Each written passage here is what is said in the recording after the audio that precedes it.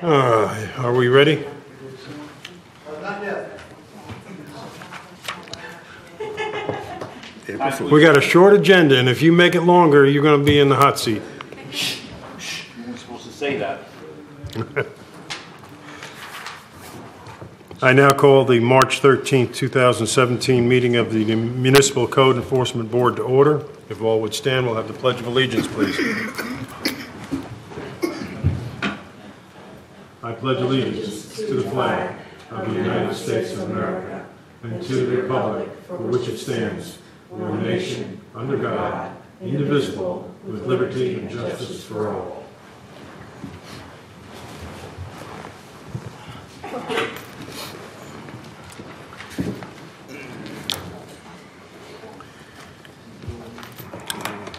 Okay, general announcements. The city desires to accommodate persons with disabilities.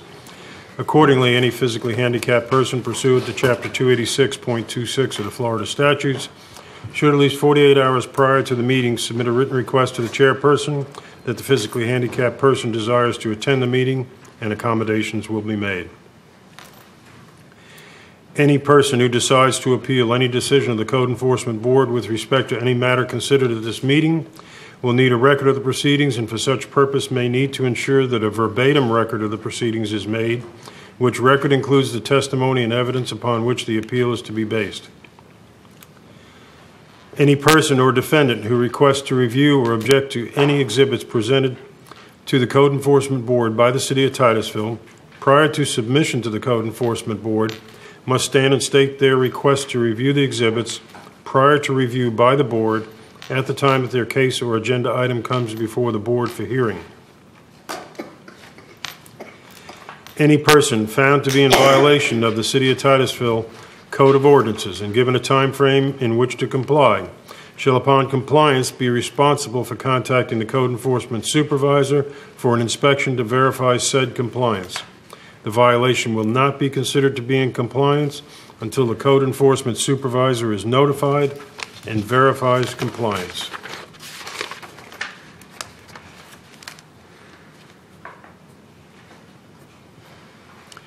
Mr. Rogers, would you like to take over, please?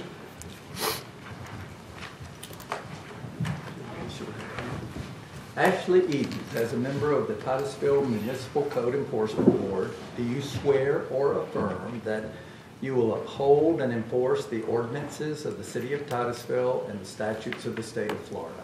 I will. Welcome to the board.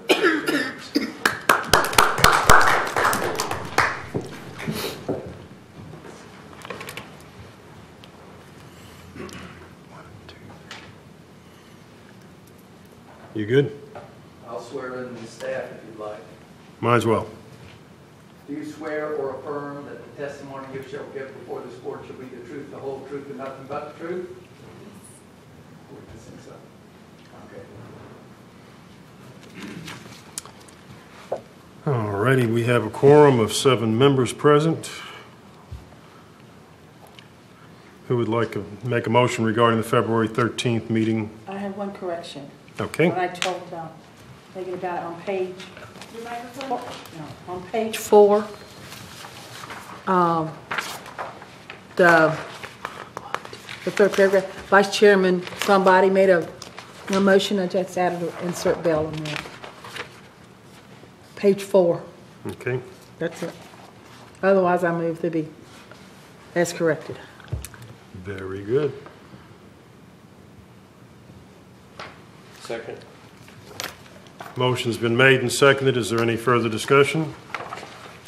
What was the correction again? Yeah, what was that again, please? Where it said, on the third paragraph, Vice Chairman, nobody, made a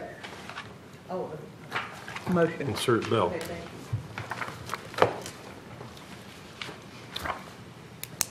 Roll call vote, please. Vice Chairman Bell? Yes. Member Richardson? Yes. Member Edens? Yes. Member Beckles? Yes. Member Grant? Yes. Member Monis? Yes. Chairman Cunningham? Yes, motion carries. Okay. That will get us started into old business. And how are you this fine day? Doing well, thank you. Welcome back, board. I'd like to welcome our new board member, Ms. Edens. Thank you for joining this board. And as a reminder to all present that are speaking on your microphones, if you do intend to speak, the public can only hear you if you see this red light. So please remember that you need to have your red light on when you're ready to speak for this afternoon. Just a friendly reminder for you all. The first item under old business that you have listed is case number 16-89 for the property located at 503 Cheney Highway. I'd like to invite Code Enforcement Officer Crisco to provide an update. This case was continued until your May 8th, 2017 meeting, and you have requested an update on the status of this property, which Mr. Crisco will provide to you. Good afternoon. Ms. Lopjohn has been keeping in contact with me, trying to do her building over there on Cheney and Sisson. They had 2 meetings, according to Leslie, on February 15th with the planning and engineering. I'm not going to go into detail with it too much. The February 27th meeting, she met with the building department, and she presented a site plan to them. And she said that they have a preliminary site plan, and a few items have to be addressed before they have a final site proposal presentation. I have an email from the building department from Steve Adams that on that date in question they did meet, and the scope of the discussion did not include site development. Their intention was to define what kind of building review comments they should expect to receive if the project were to realize site development approval.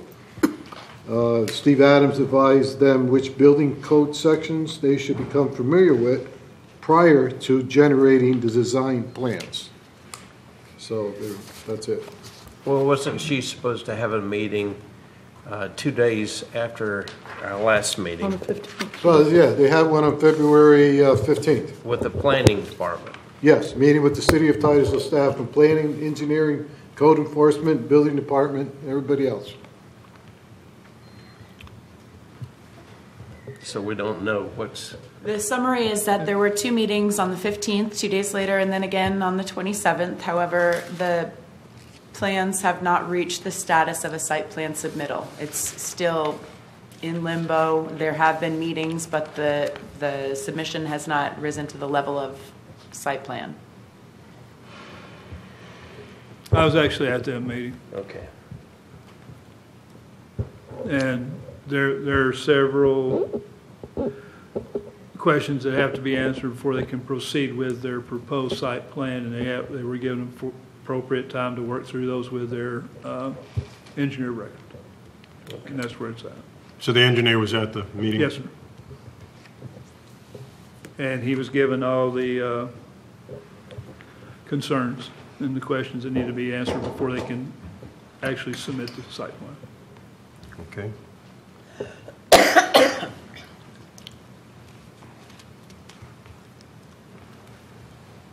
No action is required by this board for this case and for the next. The same is a progress update for case number 17-01 for the property located at 1390 Thornton Ave. Again, this board continued this case until your May 8th, 2017 board meeting, and the Code Enforcement Manager, Glenn Tullison, is here to provide his update.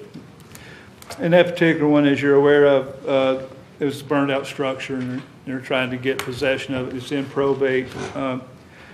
They have made an offer. They're waiting for that to come back, and hopefully at some point it'll offset the final payments to close out the probate, and they will. He wants to repair the building, so we'll see where it goes. But it's still in probate, and we have another month. But he does keep constant contact with Frank on this, so if we get anything new, we'll push it. That's good, as long as they're maintaining contact and making some headway. Oh, yes, sir. Okay.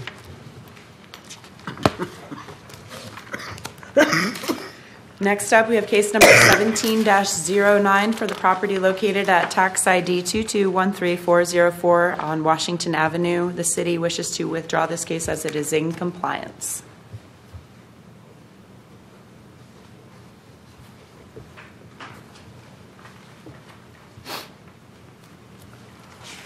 The next case on your agenda, If we before you may- proceed. Excuse me, Chelsea. On 1709 Global Strip LLC, the board rendered a decision dated January 18th for the hearing on January the 9th.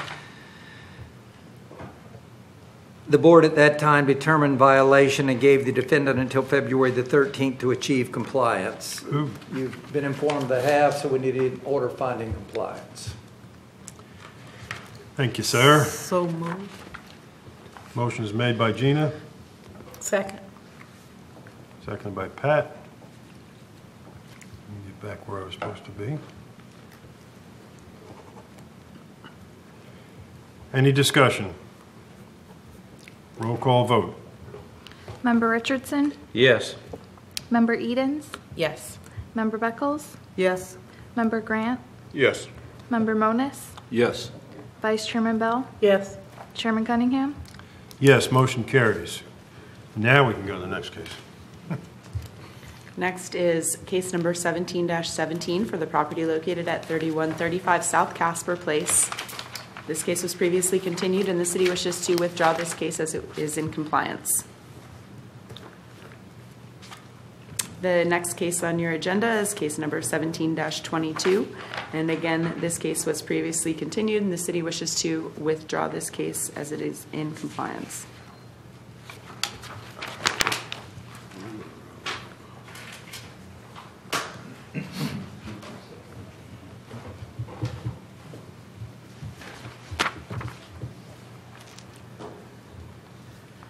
The next case on your agenda was previously continued, and I would like to invite Ms. Carrie Beatty up to the podium. The evidence that was presented at last month's meeting, I believe that it was presented to the board and made a part of the record, and I would like to preserve that record, and I can review the facts of that case with you.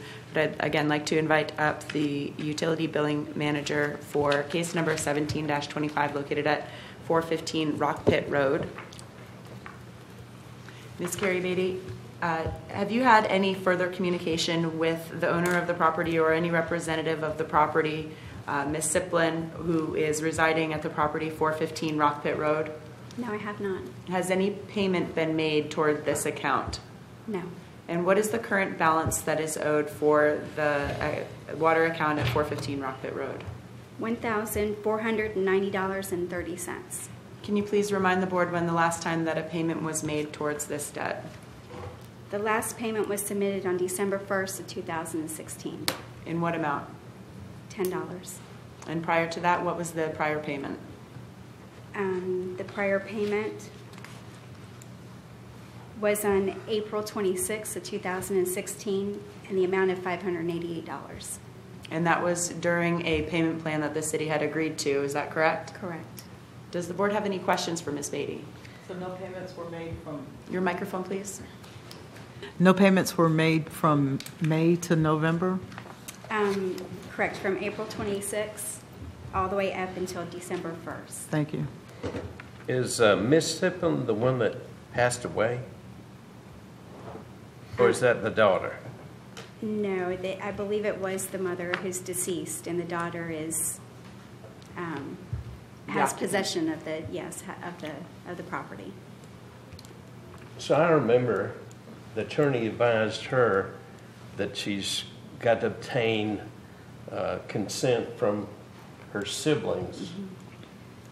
Basically, what I advised Patricia McCrary when she was before the board last month was that her mother was the owner of the property. The mother is deceased. The daughter needs to commence probate administration. The way to expedite probate and to keep costs down would be to have all siblings agree to distribution, because she indicated there was no will of the mother. So if all siblings would agree, then the probate administration process would be extremely simplified and move faster. Yeah. Well, that's for her personal benefit. She's Exactly. staying in a deceased mother's house, and the practical problem, as I recall in this case, the city staff cannot enter into a payment plan with someone other than the owner or someone that has lawful possession of the property. It's a lease agreement. The payment plan at status, I think, has been accepted by the city, where the city did previously have a payment arrangement with Ms. McCrary that she failed to continue. Understood. And the instruction, I believe, was for Ms. McCrary to communicate with city staff regarding an additional payment plan with possible bending by the city if that was possible. And as Ms. Beatty stated, no communication was initiated by her. I gave her my business card at the meeting and I encouraged her to give me a call after that meeting, and I did not hear from her. And I provided mine also. But the city staff made no attempt to contact her. Is that right? I gave her my business card and I Yes, instructed but her to call me after this There meeting. was no attempt to contact her directly. Correct. Is that the city's responsibility to contact people? Not or is once it a pay theirs? arrangement has been, Not in this scenario. exactly. Thank you. Once they void the pay arrangement, we do reach out in regards to that voiding of the pay arrangement, but once it's completed and it, it's completely voided, we do not reach out any further. It is their responsibility. Of the customer. Thank you. You're welcome.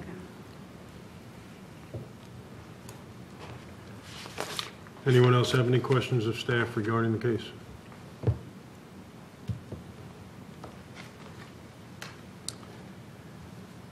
Okay, let's see. For the benefit of the board, Mr. Chair, at the last meeting, as Chelsea indicated, notice of violation affidavit of posting, Exhibit 1, Exhibit 2, 2 photographs of the property taken on January 30th, 2017, Exhibit 3, notice of hearing complaint affidavit of posting, Exhibit 4, city itemized cost recovery statement in the amount of $409.51. So the city previously established at the last meeting a factual basis to establish proper notice to who is in, to the property owner who is deceased or who is in possession of the property. So the board does have jurisdiction to take action at this time concerning the city's complaint filed. At this point, the city requests to make a finding of fact that there is a violation occurring at the property.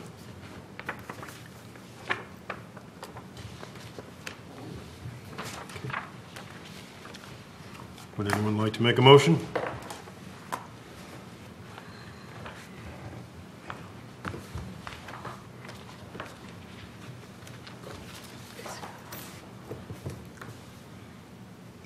I'll make a motion, but I need to verify the costs. The costs are $409.51 according to the city itemized cost recovery statement as Exhibit 4 previously presented. And this is the first time before the board. Okay. All right. I move that the board issue the following findings of fact in case number 17-25 relating to the defendant Sharon Harris Siplin. The defendant was properly notified of the violation as alleged in the complaint. The defendant is the owner of or in possession of the real property located at 415 Rock Pick Road. The defendant is in violation of the following provisions of the Code of Ordinances of the City of Titusville, Section 6-109, Property Maintenance, subsection 102.2, occupied with no active water source. Second. A motion by Gina, seconded by Ed. Open it for discussion. Roll call vote, please. Member Edens? Yes. Member Beckles? Yes. Member Grant? Question, Mr. Chairman. Sir. Is the defendant really in possession of this property? Owner or, Owner or she's that's the statement is owner or in possession. okay, all right. And for the benefit of the board, when there is an apparent deceased property owner, proper notice can be by posting. The city is required to attempt service, but if personal service is not able to be done, then the city has the alternative option of giving notice by publication on the property and at City Hall. And as I remember the testimony, she was here and Yeah, she was here. said that's where she was. So she is in what the state rules would be possession. Yes. Member Moniz?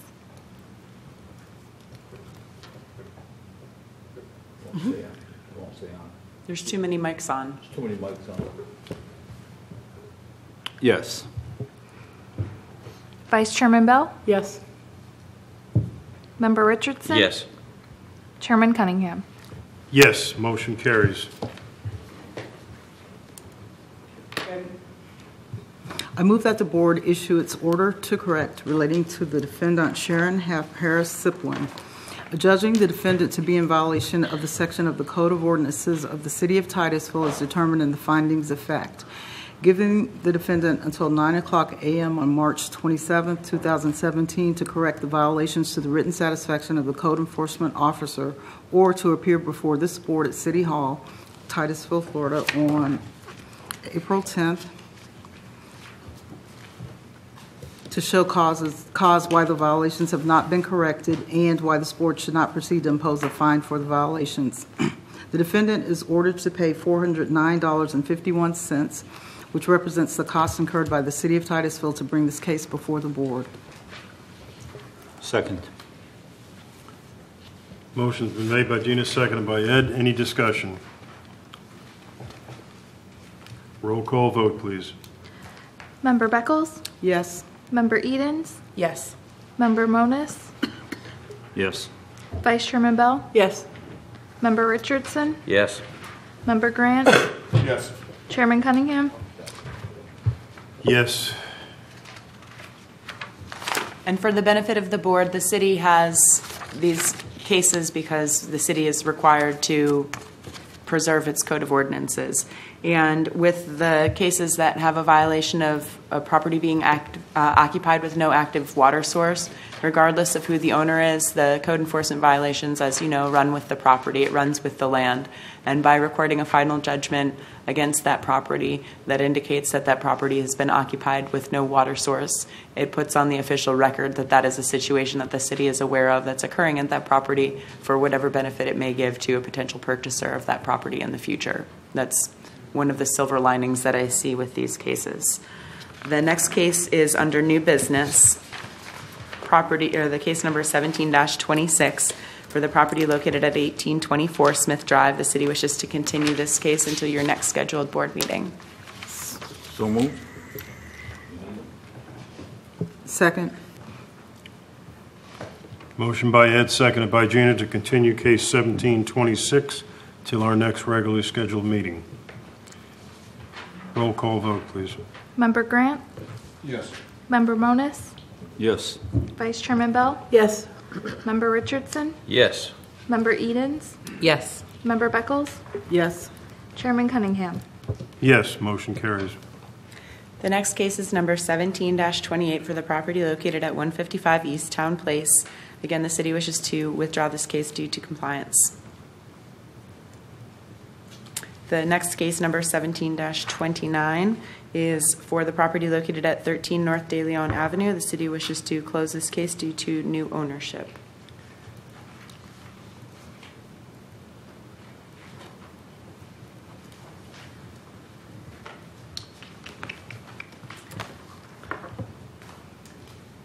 And last case on your agenda is number 17-31 for the property located at 1005 Main Street. I'd like to invite Officer Hutchings to come and provide testimony for you today. Good afternoon, Board. How are you? Congratulations on your appointment. Thank you. Officer Hutchings, did you have an opportunity to inspect the premises at 1005 Main Street? I did. Did you find this property in violation of the Titusville Code of Ordinances? It was not in compliance. What was the nature of the violation? The fence was in disrepair. Did you provide notice of the violation to the owner of record by first class and certified mail, as well as posting the same on the property and at City Hall? Yes, I did. And do you have proof of mailing and an affidavit attesting to the notice? I do. Do you have the, can you please submit the proof of mailing and affidavit as to notice into evidence as exhibit number 1?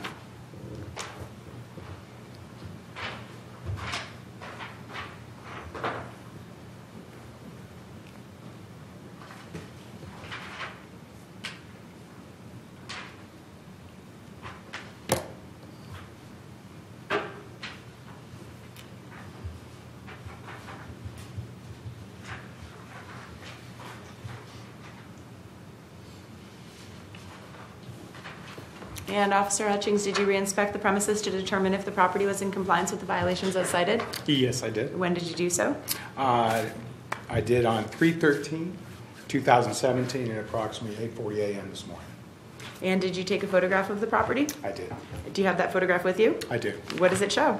Shows the fence is still in disrepair. Is this photograph a fair and accurate representation of the condition of the property as of this morning? Yes, it is. And based upon your inspections, did you file a complaint?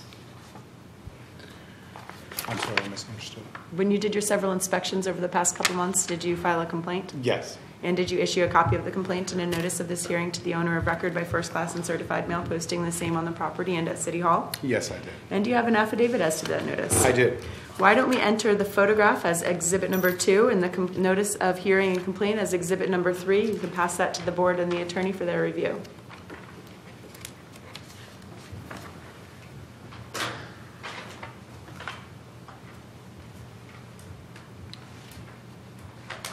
Lastly, do you have a cost recovery statement detailing the cost incurred in bringing this case before the board? I do. And what is the amount? $356.68. Please submit the cost recovery statement into evidence as exhibit number 4. And we'll answer any questions the board might have. Could you tell if it was occupied or vacant? No, sir. Can you come back here? Sorry. It's okay. No, sir, I could not.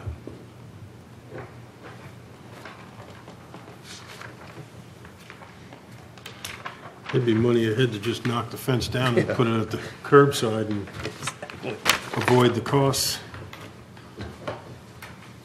Jeez.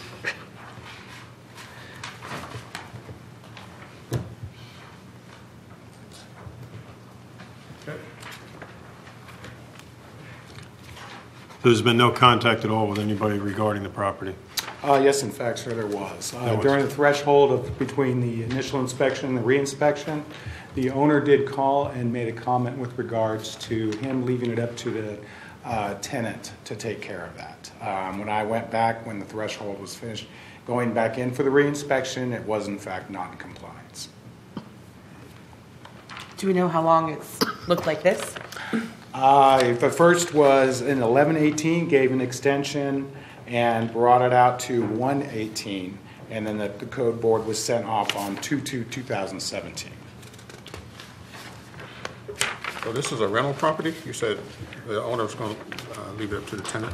That's what I gathered, sir. Okay. So it's been about 4 months since it was originally. It was not in that horror shape initially. I probably should have brought another photo to show the progression of it. I apologize to the board for not doing so. No problem.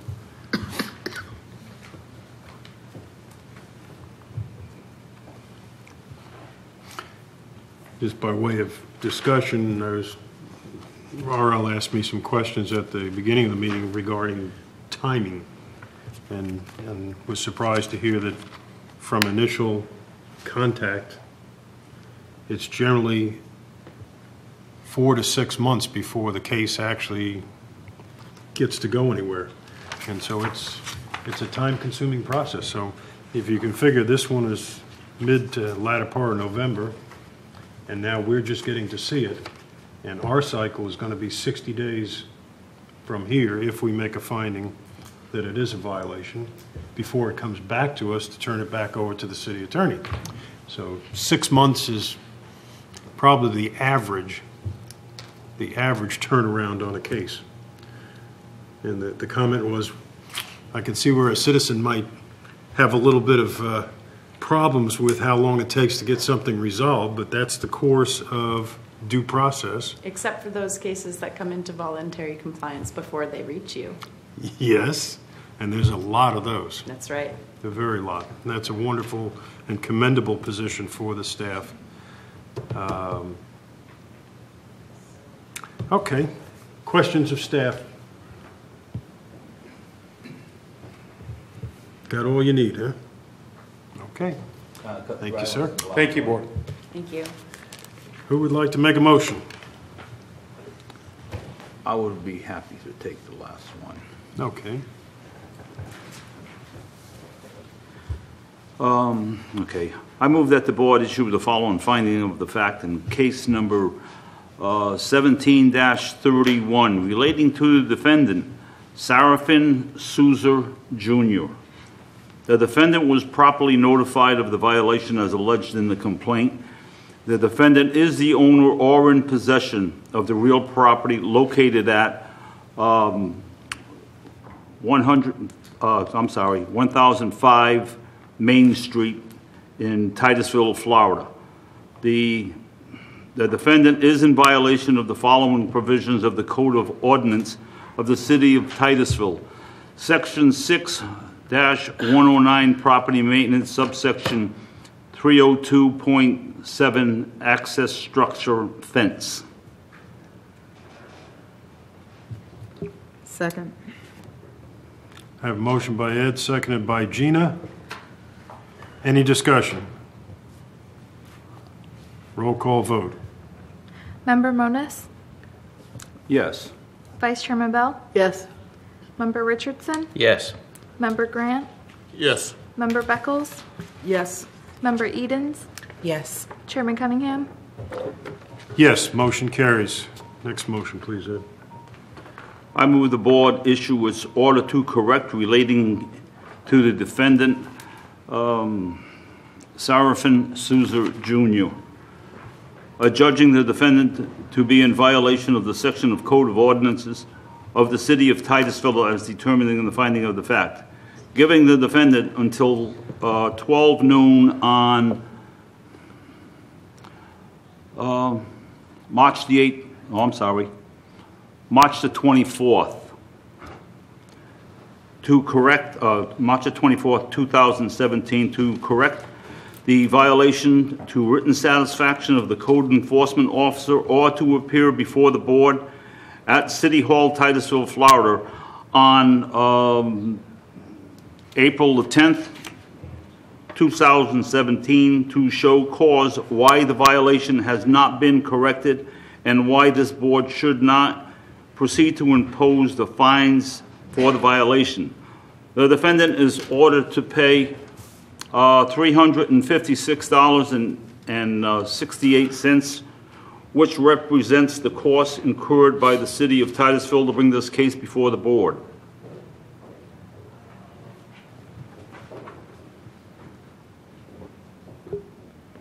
Second. I heard Ed, but I didn't hear a second. Okay. Motion by Ed, seconded by Joe. Any discussion? Did they say the costs were $350.68 or $358.68? $356.68. $356. Okay. Roll call vote, please. Member Grant? Say again? Grant? Oh, yes. Member Beckles? Yes. Vice Chairman Bell? Yes. Member Richardson? Yes. Member Edens? Yes. Member Moniz? Yes. Chairman Cunningham? Yes, motion carries.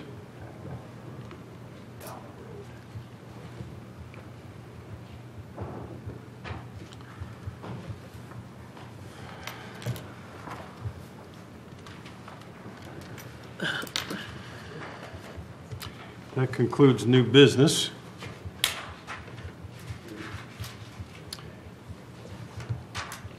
Would you like to give us a report, sir? I do. I have one matter to report. One final judgment I bring to your attention. I recommend you authorize me to turn over to the city's attorney's office in their assessment for collection action or to foreclose upon the property as they determine appropriate. That case is case number 1693, City versus Chris A. Romeo.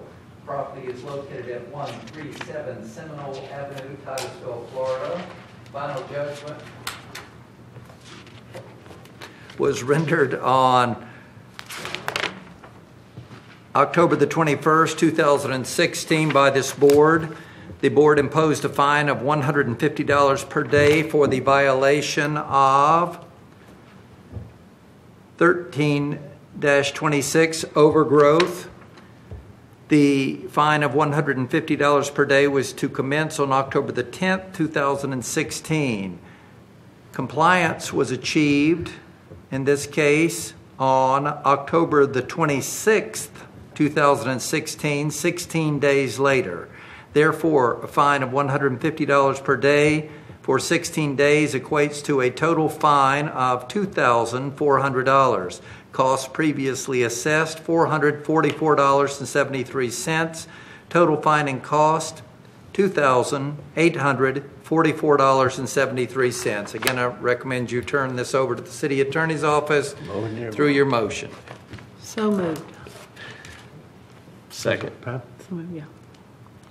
Motion by Pat, seconded by Joe.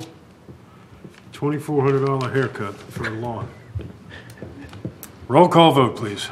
Vice Chairman Bell? Yes. Member Richardson? Yes. Member Edens? Yes. Member Beckles? Yes. Member Grant? Yes. Member Monis? Yes. Chairman Cunningham? Yes, motion carries. No further report. Jeez.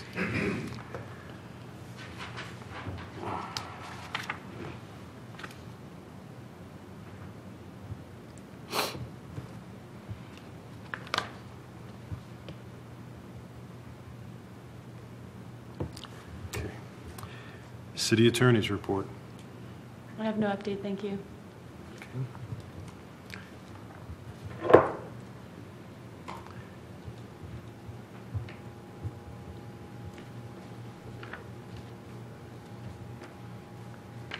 Code Enforcement Manager's report.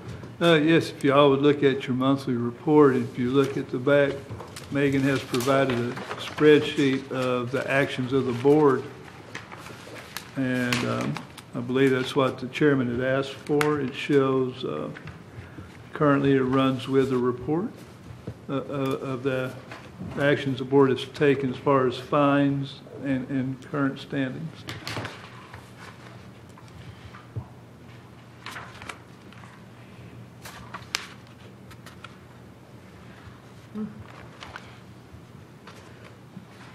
So that everybody's aware, these are the fines in which we have not turned them over to the city attorney's That's office correct. yet. That's correct. These are in the 60-day cycle. Once you get past that, like today's case, which was 1693 on 137 Seminole, once we turn that over to the city attorney, then it leaves our purview, and she takes care of it from that point forward and decides how to resolve things. So this is the float, so to speak, at this point. For the audience's edification, it's $457,800 worth of pending fines. Yes, sir, that's correct. Can I verify the address for case number 16-113? Too many numbers. No. Up for a little bit of a typo. That's the tax ID for that property. Oh, okay.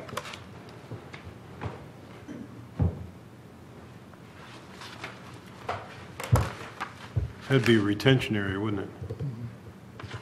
Out there by Wendy's and Yes, Burger all King, that yeah. stuff over in there. Behind Target. It is. Yeah, there's an area that seems to be very confusing out in that. In fact, the first time it came up before the board, it was so overgrown that I don't think we even realized that there was a retention area inside all that overgrowth. Right, Until- so it's, And it ended up belonging to the restaurant that's to the east. So there's a bunch of underground piping in that area that controls water. I didn't realize that was under a fine step. and you'll also find that there's several parcels throughout the city that have not been developed, so they too would be listed by tax ID number as opposed to an actual address.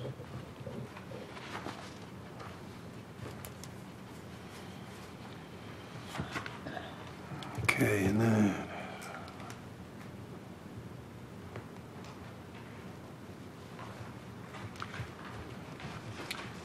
And again, on the front page of the report, first page, it gives us our attendance records, and then it goes into the top 5 violations each month. And we're coming into the season, So overgrowth, which pretty much dominates it year-round, is definitely going to dominate it. Overgrowth and junk and, the two largest are junk and debris and overgrowth. Always. It just, that's the way it goes. And as you can see from the previous case, I mean, this is one in which it got corrected, and the fine was still $2,400 for not cutting the grass. And that's one of, let's see, according to this report, 363 cases of overgrowth. But you can watch graphically, and it'll start to climb from this point forward as far as grass cutting, because we're coming into the growing season.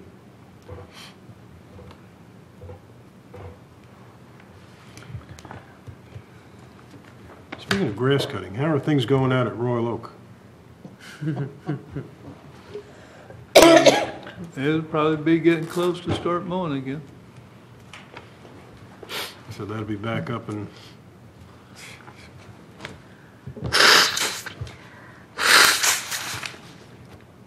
For the benefit of the board, as to the second page in the accumulated fine amount, for example, I received a call from a title insurance company in Boynton Beach this morning wanting a payoff amount on a final judgment. The property is changing hands, so that is most commonly how the fines and costs are satisfied, because that is a lien against the property. Everybody understand that process? Yeah. When our attorney records those liens, they ride with the property. And the one thing that we always talk about over the years is that there's a final day of reckoning, and that's when the property gets sold. You may not be able to collect it until that time, but somewhere along the line, somebody's going to want to sell it. And when they do, they have to resolve it with the city. And that's where, once it leaves our board jurisdiction and goes to the city attorney's office, it may not get resolved for years, but at some point, they're going to come knocking on Chelsea's door and say, I want to purchase this property, or I want to sell this property. What do I have to do? So there's been a lot of cases that have been resolved that way over the years. Actually, one of the things that you should know is that when we place a lien against a property, when we make our motions and everything, there's two classes of property, so to speak. There's homestead and non-homestead. And there are rules and regulations that apply to the homestead property that's somewhat protected, and I think it's a good thing.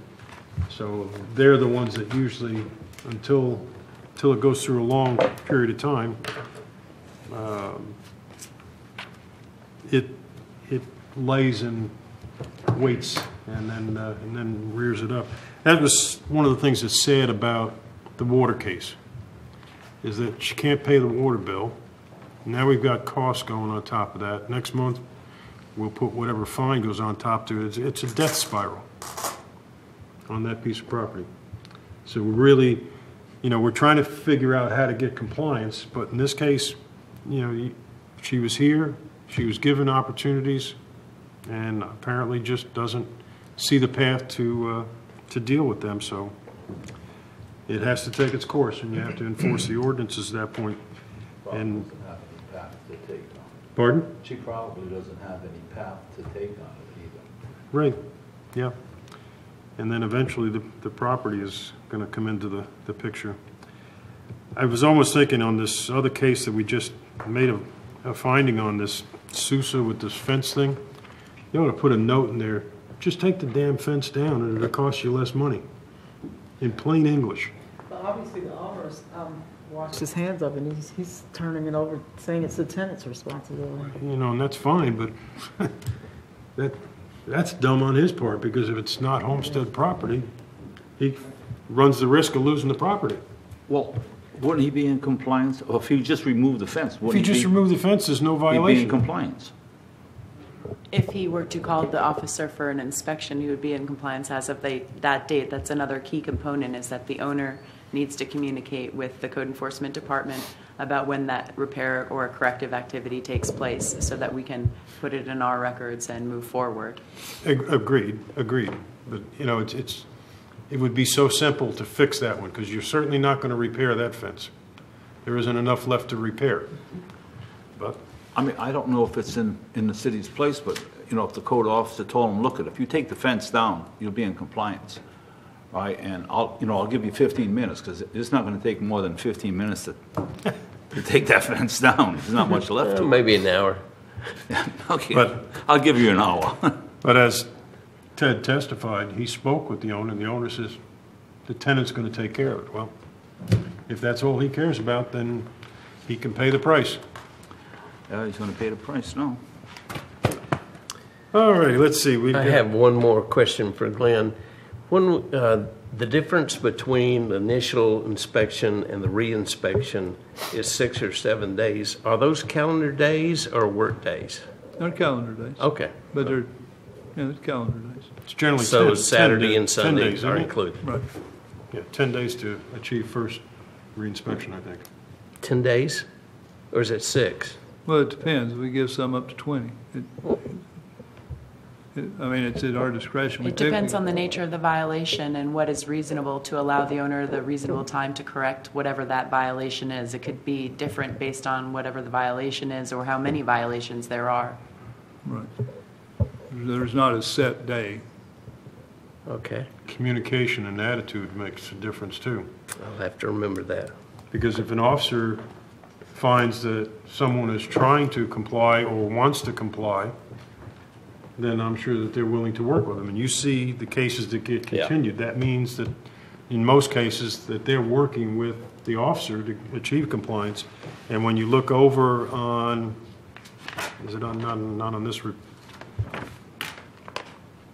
yes, if you look on this report from Glenn on the second page, activity description, new cases opened, and look at the top line, which is the new cases, look at the bottom line, how many make it to the board. Yeah. That demonstrates how many are either closed or resolved by the officers and staff, which is a fabulous batting record. And it wasn't that way years ago. We would have, Gina can remember and Ed can remember, lots and lots of cases. So It's about there's a great amount that are solved by staff before they ever get here. 8%.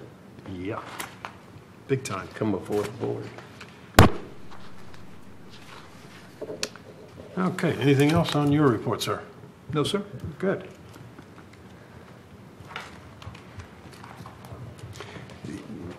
I guess, let's see, going back to on, Chelsea, on the, what am I trying to search for? On the cost, when we assess those, what's the mechanism for collecting costs nowadays? The mechanism for creating the amount that they owe No. How do we collect that money? through the collection of liens. The fine amount is paired with the costs, and the costs are the hard costs that the city must recover. Yeah, at one point, there was some mechanism, like a collection agency. Are they doing it, or is it just? Just internal within my It's internal? office. Yeah, when I attempt to satisfy any recorded lien, the fine and costs go with the property. In some cases, there may be no fine amount and just the cost is assessed for a particular case. And day of reckoning comes when property gets sold and I receive payoff amounts in my office or requests for payoff amounts. You And- take payoffs? Excuse me? No, I send them to the cashier because I don't like to handle the money myself. But we provide information like Rick was describing earlier through title agencies. We'll call on and find out the code enforcement liens. My office is the department within City Hall